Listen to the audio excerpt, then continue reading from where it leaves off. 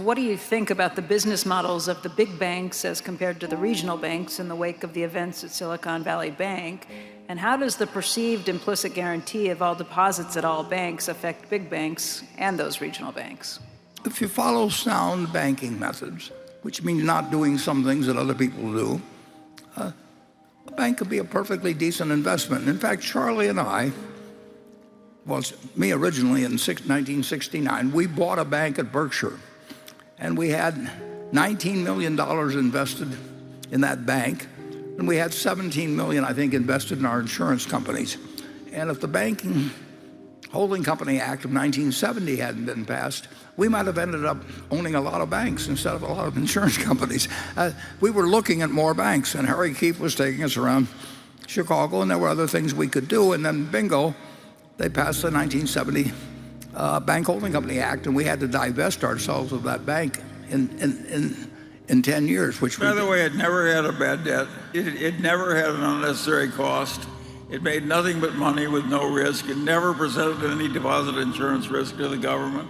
Zero. It was a lovely, sound, constructive institution in this community, and any person who really deserved credit could get credit. And we were going to buy more banks. We were forced out of it. And we were going to buy more banks.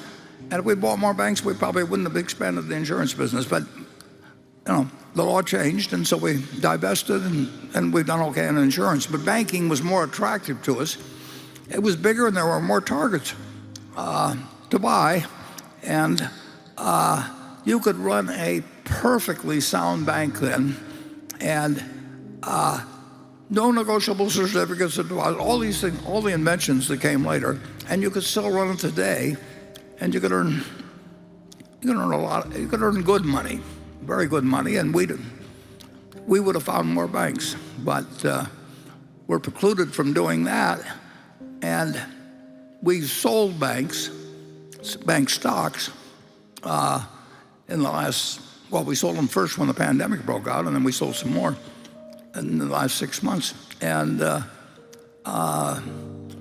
we don't know where the shareholders of the big banks necessarily, or the regional banks or any are heading. I've got my bank, I've got my own personal money, and I'm probably above the FDIC limit, and I've got it with a local bank, and I don't worry about it in the least. But in terms of owning banks, events will determine their future. And you've got politicians involved, you've got a whole lot of people don't really understand how the system works. And I would say that you've had something less than a perfect communication between various people and the American public. So the American public is probably as confused about banking as ever, and that has consequences. And nobody knows what the consequences are, because every event starts recreating a different dynamic. I mean, in physics, you know that pi is going to be 3.14, infinite number of numbers after that. But no matter what happens, but you don't know what has happened to the stickiness of deposits at all. It got changed by 2008. It's gotten changed by this. I mean, and that changes everything. And so we're very cautious in a situation like that about ownership of banks, and we do remain with one bank holding a deal but we originated that deal, and with the Bank of America. And I like Bank of America.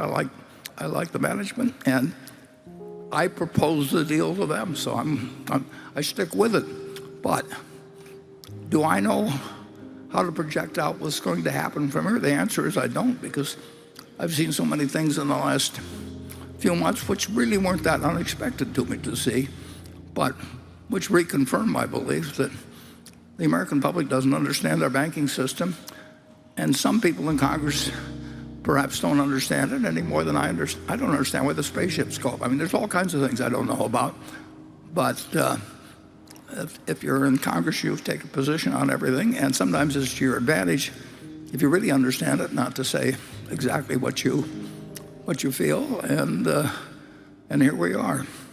Charlie, yeah. Well, a lot has happened in banking in my lifetime. I welcomed all that early banking of the deserving immigrants by the early Bank of America.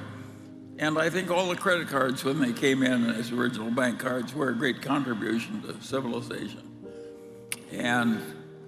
But the gamier it gets and the more it looks like investment banking, the less I like it as a citizen.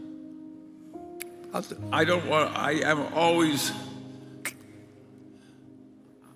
am deeply distrustful of situations in which everybody wants to get rich and envies everybody else. I regard that atmosphere as utterly toxic. And to people who like one story, which is, again, a true story, and I'm not naming the name, and it wasn't Pete Jeffries because he might fit this name, but it wasn't Pete. But our hero, Gene Abeg, was going to have to retire at some point. And so we hired a future replacement.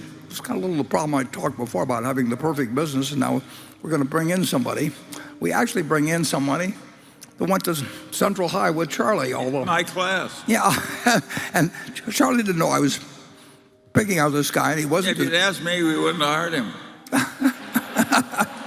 Well, if I asked you, I probably wouldn't hire anybody, but that's another question.